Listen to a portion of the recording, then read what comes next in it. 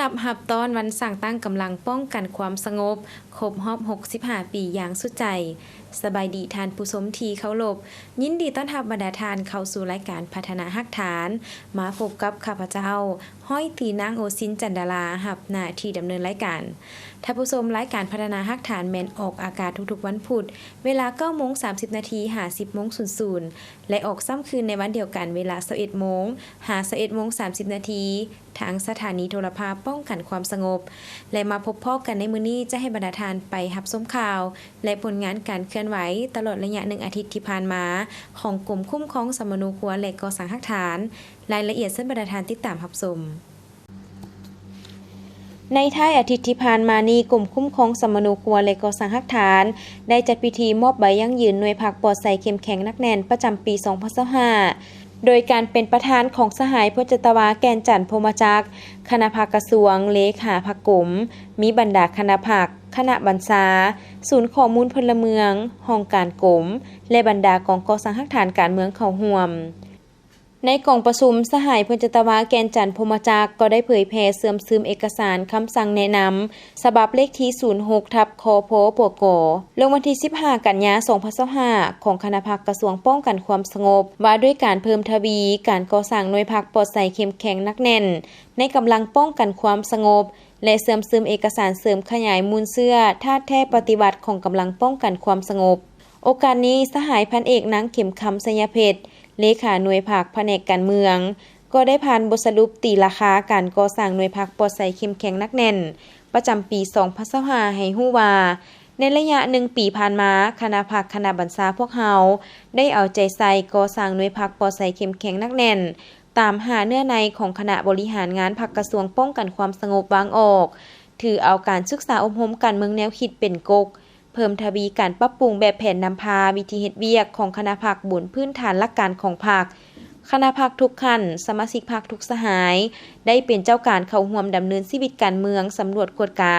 จัดแบ่งประเภทปฏิบัติหลักการตามนิติสมตนเองและติสมหมู่คณะบนพื้นฐานความสามัคคีหักแพงตามหลักการของพรรคสามารถตีราคาคุณภาพและแบ่งประเภทของบรรดาหน่วยพรรคได้คือ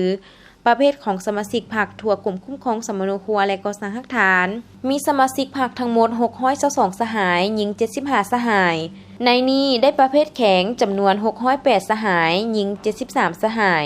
ประเภทกลาง9สหายหญิง2สหายและสามารถคัดเลือกหน่วยพรรคที่ขึ้นกับองค์คณะพรรคกลุ่มคุ้มครองสมนูครัวและก่อสร้างฮักฐานกระทรวงป้องกันความสงบเป็นหน่วยพรรคปลอดใสเข้มแข็งนักแน่นได้19หน่วยพรรคคือหน่วยพรรคฮักฐานห้องการกรมหน่วยผักฮักฐานแผนกการเมืองหน่วยผักฮักฐานแผนกพลาธิการหน่วยผักฮักฐานแผนกสมนูครัวลาวหน่วยผักฮักฐานแผนกออกบัตรประจำตัวคนลาวคนต่างดาว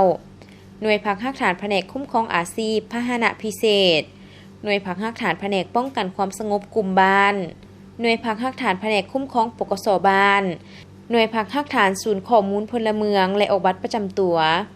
หน่วยผักฮักฐานแผนกเสนาก่อสร้างฮักฐานหน่วยพักฮักฐานกองก่อสร้างฮักฐาน912หน่วยพักฮักฐานกองก่อสร้างฮักฐาน915หน่วยพักฮักฐานกองก่อสร้างฮักฐาน916หน่วยพักฮักฐานกองก่อสร้างฮักฐาน917หน่วยพักฮักฐานกองก่อสร้างฮักฐาน918หน่วยพักฮักฐานกองก่อสร้างฮักฐาน919หน่วยพักฮักฐานกองก่อสร้างฮักฐาน920หน่วยพักฮักฐานกองก่อสร้างฮักฐาน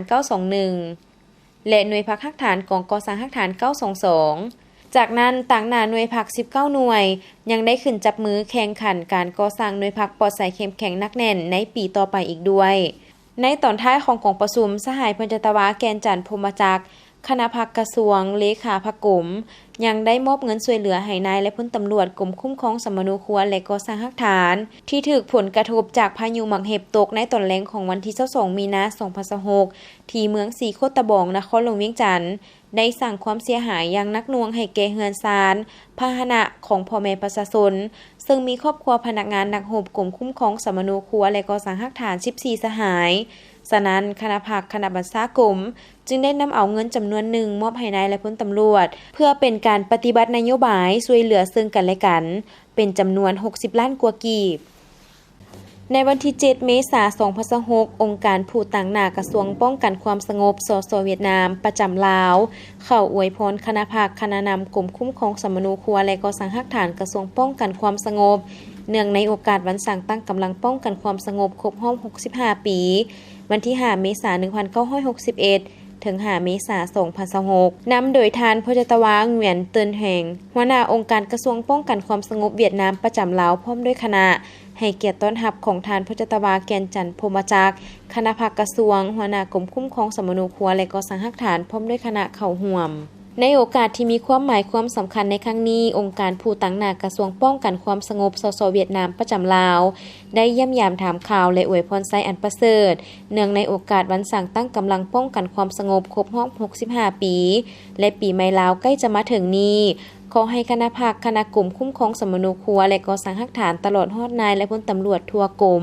จงมีแต่สุขภาพแข็งแรงมีพลานามัยสมบูรณ์เฮ็ดสำเร็จหน้าที่การเมืองตามคาดหมายที่วางไว้ทางนี้เพื่อเป็นการแสดงถึงความรู้บุญคุณต่อกำลังป้องกันความสงบประชาชนมูลเสื้อแห่งการนำพาอันปีศาจสามารถสลัดสงสัยของพรรคเฮาในภารกิจการปฏิวัติปลดปล่อยชาติในเมื่อก่อนก็คือภารกิจปกปักรักษาและสร้างสรรค์พัฒนาประเทศชาติในปัจจุบันในโอกาสดังกล่าวทานพจตวาแกนจันทร์พรหมจักรได้กล่าวแสดงคำขอบใจต่อทานพจตวาเหงียนเตินแห่งหัวหน้าผู้ต่างหน้ากระทรวงป้องกันความสงบสสเวียดนามประจำลาวซึ่งเห็นได้ความหมายความสำคัญทางประวัติศาสตร์ของเวียกงานกำลังป้องกันความสงบที่ได้นำพาคณะมาอวยพรในวันสร้างตั้งกำลังป้องกันความสงบครบรอบ 65 ปีในครั้งนี้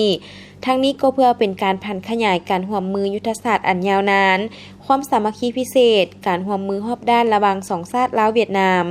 พร้อมกันประกอบส่วนจะตั้งปฏิบัติหน้าที่เวียกงานความสงบที่เคยปฏิบัติกันมาให้มีผลสำเร็จเป็นก้าวในตอนบ่ายของวันที่ 2 เมษายน 2026 ที่กรมคุ้มครองสมณูครัวและก่อสร้างรักฐานกระทรวงป้องกันความสงบนำโดยพันเอกคำหังไซมงคุณหัวหน้ากรมก่อสร้างรักฐานกรมใหญ่การเมืองกองทัพกระทรวงป้องกันประเทศพันเอกบุญทันไซมงคุณฮ้องกรมทหารท้องถิ่นกระทรวงป้องกันประเทศพันเอกกรมพันธ์จันทวงศ์ฮ้องกรมสู่หบกระทรวงป้องกันประเทศพร้อมด้วยคณะได้นำเอากระตาดอกไม้และกระตาของขวัญอวยพรเนื่องในโอกาสเฉลิมฉลองวันสร้างตั้งกำลังป้องกันความสงบครบรอบ 65 ปี 5 เมษายน 1961 ถึง 5 เมษายน 2026 ให้การต้อนรับโดยพจตวาแกนจันทร์พรหมจักรหัวหน้ากรมคุ้มครองสมณูครัวและก่อสร้างรักฐานและพันเอกศรีบุญเฮืองไสยเพชรรองกรมคุ้มครองสมณูครัวและก่อสร้างรักฐานกระทรวงป้องกันความสงบโอกาสที่มีความหมายความสำคัญนี้พันเอกคำหังไสมงคุณหัวหน้ากรมก่อสร้างรักฐานกรมใหญ่การเมืองกองทัพกระทรวงป้องกันประเทศพันเอกบุญทันไสมงคุณฮ้องกรมทหารท้องถิ่นกระทรวงป้องกันประเทศได้กล่าวแสดงความย่องยอสมเสยต่อผลงานและชัยชนะอันใหญ่หลวงที่กำลังป้องกันความสงบญาติมาได้ตลอดระยะ 65 ปีผ่านมาโดยเฉพาะแม่นการรักษาเสถียรภาพทางด้านการเมืองความสงบเรียบร้อยและความปลอดภัยในสังคมพร้อมกล่าวคำอวยพรไซอันประเสริฐให้แก่คณะกรมคุ้มครองสมณูครัวและก่อสร้างรักฐานกระทรวงป้องกันความสงบตลอดฮอดนายและพลตำรวจทุกสหายให้มีสุขภาพแข็งแรงมีผลสำเร็จในหน้าที่เวียกงานอันมีเกียรติและสืบต่อเป็นกำลังลักแรงในการปกปักรักษาและสร้างสรรค์พัฒนาประเทศชาติให้รุ่งเรืองศรีวิไลขึ้นไปเรื่อยๆพร้อมเดียวกันนั้นพจตวาแกนจันทร์พรหมจักรได้ต่างหน้าคณะภาคคณะนำนายและพลตำรวจกรมคุ้มครองสมณูครัวและก่อสร้างรักฐานแสดงความขอบใจเป็นอย่างสูงและอวยพรไซอันประเสริฐต่อกรมก่อสร้างรักฐานกรมทหารท้องถิ่นและกรมสู่หบกระทรวงป้องกันประเทศพร้อมด้วยคณะสืบต่อหัดแน่นสายพัวพันการมือและการประสานสมทบอย่างใกล้ชิดกับทั้งสองกระทรวงเพื่อจะตั้งปฏิบัติเวียกงานวิชาเฉพาะให้มีประสิทธิภาพสูงขึ้นกว่าเก่าเจ้าท่านผู้ชมที่ผ่านไปนั้นก็เป็นการนำเสนอข่าวและผลงานการเคลื่อนไหวของกรมคุ้มครองสมณูครัวและก่อสร้างรักฐานแต่การนำเสนอข่าวของพวกเราแม่นยังบ่ทันหมดเทื่อและย่าหน้าจะให้บรรดาทานไปรับชมตึมอีกแต่ตอนนี้เฮาไปพักกันก่อนแอปพลิเคชัน LA EID แม่นยั่งยืนตัวตนอิเล็กทรอนิกส์พัฒนาโดยกรมคุ้มครองสมณูครัวและก่อสร้างรักฐานกระทรวงป้องกันความสงบโดยอิงใส่ฐานข้อมูลพลเมืองบัตรประจำตัวแอปพลิเคชันนี้ถูกพัฒนาขึ้นเพื่อรับใช้เวียกงานในการบริหารภาครัฐองค์การจัดตั้งหัวหน่วยธุรกิจบุคคลนิติบุคคลในการเฮ็ดธุรกรรมอื่นๆ รับประกันความสะดวกว่องไวโปร่งใสและหันเป็นทันสมัยผ่านระบบออนไลน์แอปพลิเคชัน LINE EID ยั่งยืนตัวตนของพลเมืองในโลกดิจิตอลเป็นเอกสารอ้างอิงทางด้านกฎหมายและสามารถนำใช้เปลี่ยนแทนเอกสารแบบเจี้ยเซ็นบัตรประจำตัวอิเล็กทรอนิกส์ใบทะเบียนรถและใบขับขี่บัตรประกันสังคมใบยั่งยืนการเกิดใบยั่งยืนการแต่งดองข้อมูลการลงทะเบียนที่พักเสาและอื่นๆสิ่งนี้สร้างพื้นฐานให้แก่การพัฒนาพลเมืองดิจิตอลรัฐบาลดิจิตอลและสังคมดิจิตอลของสปป.ลาวพลเมืองแต่ละคนหรือองค์การจัดตั้งจะถูกสนองตัวตนดิจิตอลเพียงหนึ่งเดียวโดยอิงใส่การยั่งยืนกับฐานข้อมูลพลเมืองและบัตรประจำตัวเพื่ออำนวยความสะดวกในการเข้าถึงการบริการของแอปพลิเคชัน LINE EID ท่านสามารถดำเนินการติดตั้งและลงทะเบียนตามขั้นตอนดังลุ่มนี้ท่านสามารถดาวน์โหลดแอปพลิเคชันได้ผ่านระบบปฏิบัติการ iOS และ Android สำหรับ iOS เข้าไปที่ App Store แล้วค้นหาคำว่า LAEID สำหรับ Android เข้าไปที่ Google Play Store แล้วค้นหาคำว่า LAEID กดปุ่มติดตั้งเพื่อเริ่มต้นการดาวน์โหลดลงในอุปกรณ์ของท่านขั้นตอนการลงทะเบียนนำไส้หลังจากการติดตั้งสำเร็จจากนั้นปฏิบัติตามขั้นตอนการสร้างบัญชีผู้ใช้ดังนี้เปิดแอปพลิเคชันเลือกเมนูลงทะเบียนใหม่ป้อนข้อมูลส่วนตัวตามที่ระบบกำหนดเช่นชื่อนามสกุลเบอร์โทรศัพท์หรืออีเมลสั่งรหัสผ่านใหม่เพื่อความปลอดภัยของบัญชีระบบจะส่งรหัส OTP ไปยังเบอร์โทรศัพท์หรืออีเมลที่ท่านลงทะเบียนกรุณาป้อนรหัสดังกล่าวเข้าในระบบเพื่อยืนยันข้อควรระวังเพื่อความปลอดภัยท่านควรรักษารหัสผ่านและรหัส OTP ของท่านไว้เป็นความลับสำเร็จการลงทะเบียนท่านสามารถเริ่มต้นนำใช้การบริการต่างๆได้ทันทีหลังท่านดาวน์โหลดติดตั้งแอปพลิเคชันและลงทะเบียนสำเร็จแล้วท่านสามารถผูกบัญชีใบอนุญาตขับขี่บัตรประกันสังคมทะเบียนรถหนังสือผ่านแดนใบยั่งยืนการเกิดบัตรประกันสุขภาพและทะเบียนการแต่งงานแล้วท่านควรตรวจสอบและอัปเดตแอปพลิเคชันให้เป็นเวอร์ชันล่าสุดอยู่เสมอเพื่อประสิทธิภาพในการนำใช้สอบถามข้อมูลเพิ่มเติมได้ที่เบอร์สายด่วน1529และเว็บไซต์ที่ขึ้นอยู่ทางด้านลุ่มนี้เจ้าท่านผู้ชมมาพบกันในระยะที่2ของทางรายการจะให้บรรดาท่านไปสืบต่อรับชมข่าวและผลงานการเคลื่อนไหวของกรมคุ้มครองสมนูครัวและก่อสร้างหลักฐานรายละเอียดซึ่งบรรดาท่านติดตามรับชมประเทศลาวเป็นประเทศที่อุดมสมบูรณ์ไปด้วยทรัพย์ในดินสินในน้ำหักสันติภาพในยุคดิจิตอลกำลังขยายตัวการคุ้มครองพลเมืองและบัตรประจำตัวอิเล็กทรอนิกส์ที่ทันสมัยก้าวไปสู่อนาคตที่มั่นคงเพื่อสร้างสาธารณรัฐประชาธิปไตยประชาชนลาวหันเป็นรัฐบาลดิจิตอลเศรษฐกิจดิจิตอลและสังคมดิจิตอลในการรองรับนโยบายดังกล่าวกระทรวงป้องกันความสงบได้สุ่มใส่เวียกงานนี้ในการหันเปลี่ยนใหม่ในการคุ้มครองพลเมืองและบัตรประจำตัวแบบดิจิตอลให้กลายเป็นทันสมัยเทื่อละก้าวโดยได้รับการร่วมมือการเซ็นสัญญาจากกระทรวงตำรวจสังคมนิยมเวียดนามความจำเป็นต้องหันเป็นดิจิตอลในหลาย10 ปีผ่านมาการคุ้มครองสมนูครัวและบัตรประจำตัวอยู่สปป.ลาวคุ้มครองด้วยเอกสารและบันทึกแบบเจี้ยสเฮ็ดให้เวียกงานคุ้มครองรัฐคุ้มครองสังคมการบริการสาธารณะมีความซักซ่าการป้องกันอาชญากรรมเวียกงานแก้ไขปรากฏการณ์ย่อท้อของสังคมพบความยุ่งยากในระยะปี 1985 หาปี 1989 บัตรประจำตัวมีรูปแบบคล้ายคือปุ้มสมนูครัวท้ายปี 1989 หาปี 2001 บัตรประจำตัวแม่นนำใส่บัตรเจี้ยเขียนด้วยมือทางด้านหลังประทับลายนิ้วมือปี 2002 ถึงปี 2014 ได้นำใส่บัตรพลาสติกสีขาวปี 2014 หาปี 2023 นำใส่บัตรพลาสติกสีเขียวแต่ยังบ่สามารถเชื่อมต่อข้อมูลกับภาคส่วนแขนงการอื่นได้กดปุ่มเริ่มปฏิบัติโครงการอย่างเป็นทางการเดือนกรกฎาคม 2024 เป็นช่วงระยะประวัติศาสตร์ที่ท่านโตเริ่มประธานประเทศสังคมนิยมเวียดนามปัจจุบันนี้ท่านเป็นเลขาธิการใหญ่พรรคคอมมิวนิสต์เวียดนามที่ได้เดินทางมาเยี่ยมยามสปป.ลาวอย่างเป็นทางการด้วยไมตรีจิตมิตรภาพวันที่ 11 กรกฎาคม 2024 การนำ2ประเทศได้กดปุ่มเพื่อเริ่มปฏิบัติโครงการอย่างเป็นทางการ ในวาระดังกล่าวการนำกระทรวงป้องกันความสงบของ2ประเทศก็ได้ลงนามเซ็นบทบันทึกความเข้าใจเกี่ยวกับการสร้างและปฏิบัติโครงการสร้างฐานข้อมูลพลเมืองและบัตรประจำตัว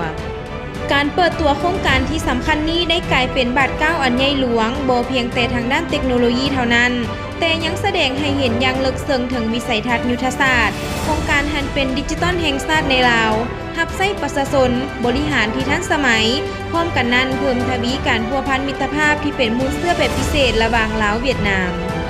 การพันขยายและจะตั้งปฏิบัติโครงการ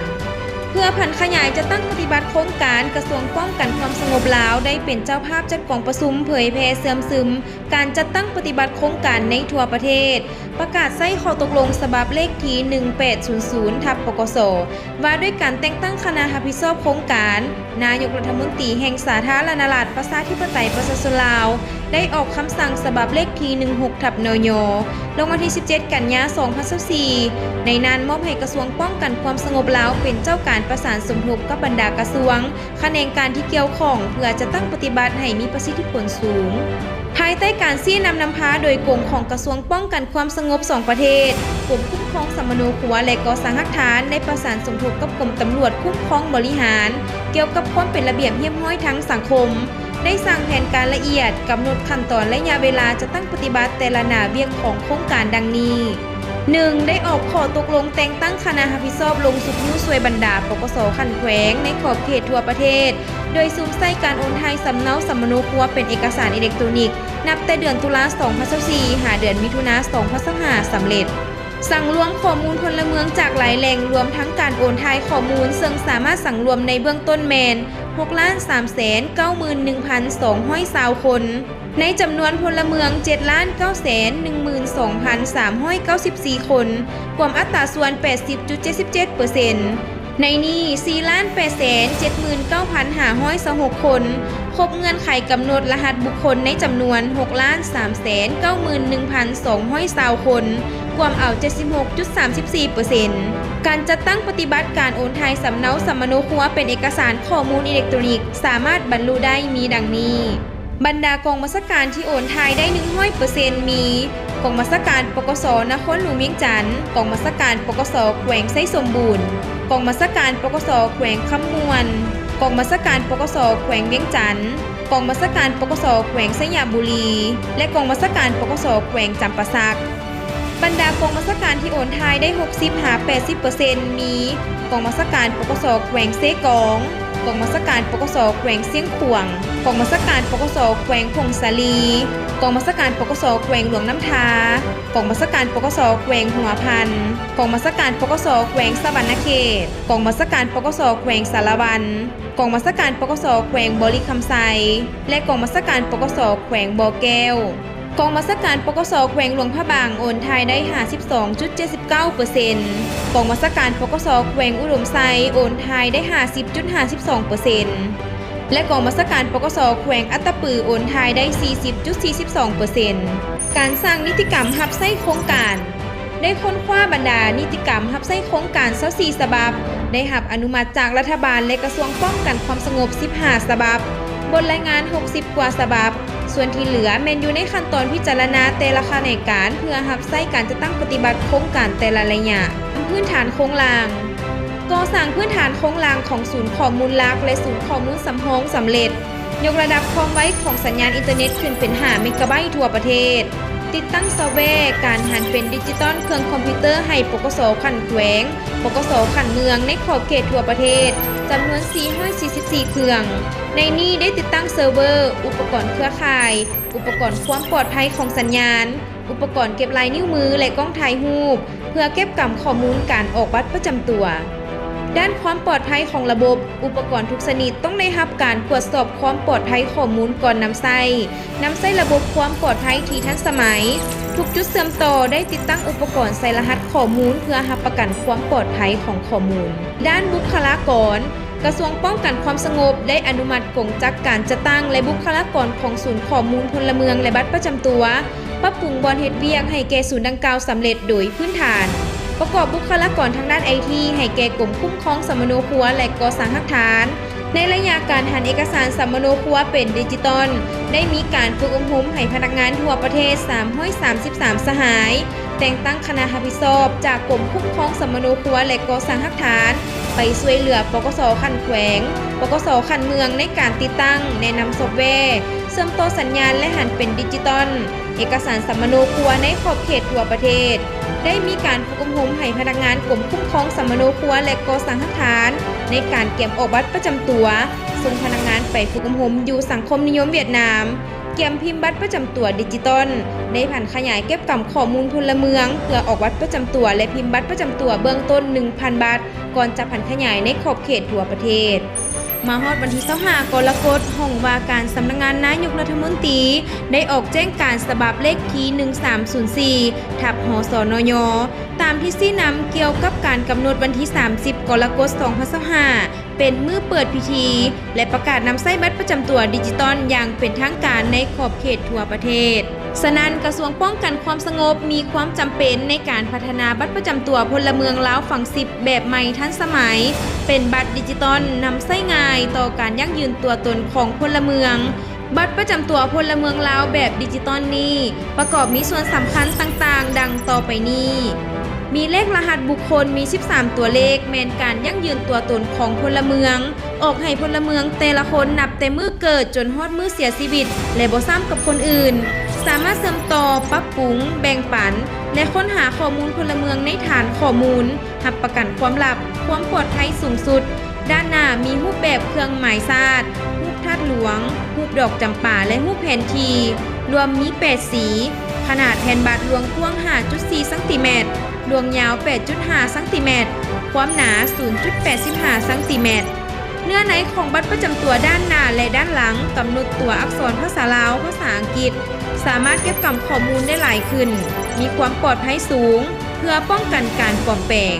สามารถเชื่อมโยงแลกเปลี่ยนข้อมูลกับภาคส่วนต่างๆได้อย่างมีประสิทธิภาพเก็บกำข้อมูลชีววิทยาเซนการสแกนนิ้วมือการจื้อจำใบหน้าหรือการสแกนม่านตาเพื่อยืนยันตัวตนสามารถเชื่อมโยงกับโทรศัพท์มือถือผ่านแอปพลิเคชัน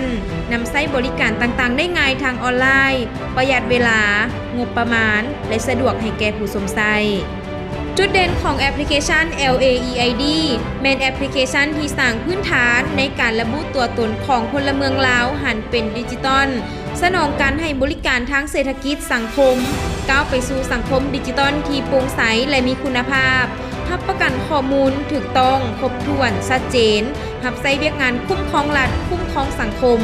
สอดคล้องกับท่าเอียงการพัฒนาของภาคพื้นและสากลถือเอาพลเมืองเป็นใจกลางในการหันเป็นดิจิตอลสร้างเงื่อนไขอำนวยความสะดวกให้แก่ผู้สวมใช้เข้าถึงได้ง่ายรับประกันความลับและสะดวกในการเคลื่อนไหวธุรกรรมทางด้านอิเล็กทรอนิกส์และสามารถตรวจสอบเชื่อมโยงทั่วประเทศมีคุณค่าใช้แทนเอกสารเจียแบบดั้งเดิมบริการสาธารณะออนไลน์ลายเซ็นดิจิตอลทางด้านสาธารณสุขธนาคารและอื่นๆพื้นฐานการพัฒนา LAEID โดยอิงใส่พื้นฐานแอปพลิเคชันจากฐานข้อมูลพลเมืองและบัตรประจำตัวลดพรขั้นตอนการประกอบเอกสารหลีกเลี่ยงการปลอมแปลงเส้นทางแห่งอนาคตสาธารณรัฐประชาธิปไตยประชาชนลาวก็คือกระทรวงป้องกันความสงบมีความมุ่งมั่นปรารถนาและมีความตัดสินใจสูงต่อกับการนำใช้เทคโนโลยีที่ทันสมัยเข้ามารับใช้เวียกงานวิชาเฉพาะของกรมกองเพื่อให้ทันกับยุคสมัยในสายตาอันตื่นเต้นดีใจของประชาชนทุกๆข้อมูลส่วนบุคคลได้ถูกเก็บกำอย่างถูกต้องอยู่ในฐานข้อมูลแห่งชาติแต่ละมือแต่ละชั่วโมงระบบคุ้มครองพลเมืองและบัตรประจำตัวดิจิตอลค่อยๆกระจายไปทั่วทุกๆคนในทั่วประเทศบัตรน้อยๆ1 บาทแต่เป็นข้อกระแจสำคัญเพื่อไขประตูสู่การบริการภาครัฐและเอกชนแบบออนไลน์ในอนาคตเป็นขีดหมายแห่งการหันเปลี่ยนในการคุ้มครองรัฐคุ้มครองสังคมผลสำเร็จของโครงการสร้างฐานข้อมูลพลเมืองและบัตรประจำตัวได้กลายเป็นสัญลักษณ์แห่งบาท9บุกทะลุแม่นย้อนพรรคเฮาได้วางแนวทางเปลี่ยนแปลงใหม่ออกอย่างถูกต้องและทันการสอดคล้องกับสภาวะความเป็นจริงของประเทศชาติและความมุ่งมั่นปรารถนาของประชาชนทั้งสอดคล้องกับการหันเปลี่ยนของสภาพแวดล้อมสากล ผลสำเร็จนั้นแม้นความตัดสินใจสูงของการนำกระทรวงป้องกันความสงบนับแต่ศูนย์กลางฮอดท้องถิ่นในขอบเขตทั่วประเทศและการร่วมมือของพนักงานนักรบที่ได้สุ่มเหือแหงเข้าในเวียกงานที่ภาครัฐมอบหมายให้แม้นการร่วมมือกันระหว่างสองชาติลาวเวียดนามร่วมกันสร้างอนาคตดิจิตอลที่มั่นคงโครงการสร้างฐานคุ้มครองข้อมูลพลเมืองและบัตรประจำตัวจะยังคงเป็นเส้นทางที่เต็มไปด้วยความยุ่งยากและท้าทายแต่เป็นความภาคภูมิใจที่จะนำเอาความผาสุกมาสู่ประชาชนของสาธารณรัฐประชาธิปไตยประชาชนลาวชาวเวียดนามเราหาแข่งกันแต่ดึกดำบรรพ์มานานพันปีงวงดื่มน้ำของกองดองสามัคคี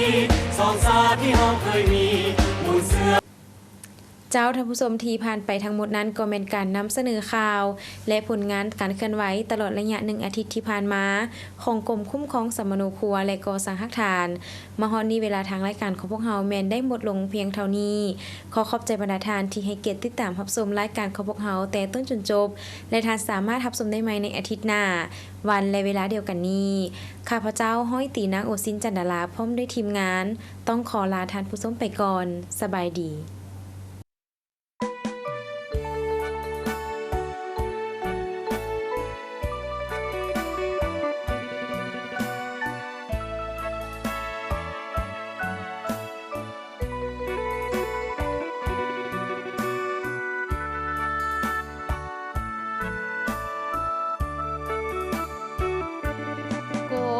คุ้มครอ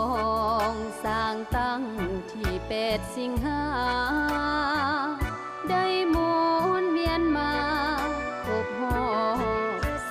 40 ปี1978 2018ครบรอบพอดี